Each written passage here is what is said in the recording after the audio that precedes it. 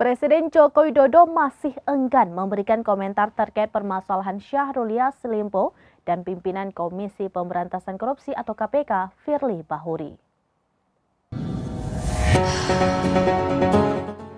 Presiden Joko Widodo masih enggan memberikan komentar terkait permasalahan Syahrul Yassin Limpo atau SYL dan pimpinan Komisi Pemberantasan Korupsi atau KPK.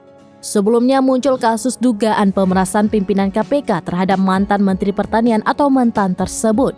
Sehingga banyak pemberitaan mengenai desakan agar pimpinan KPK dinonaktifkan.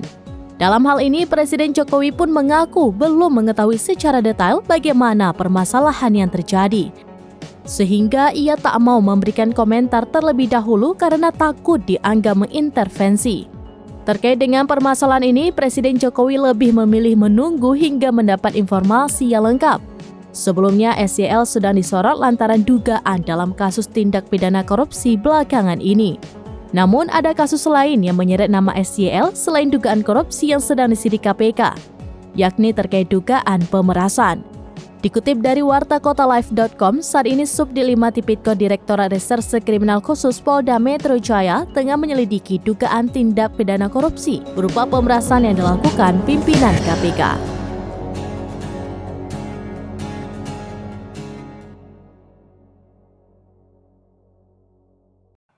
Demikian informasi terkini Syedar Alun, saksikan terus beragam informasi lainnya. Coba like dan share seluruh akun seramines.com. Download Tribun X sekarang, menghadirkan lokal menjadi Indonesia.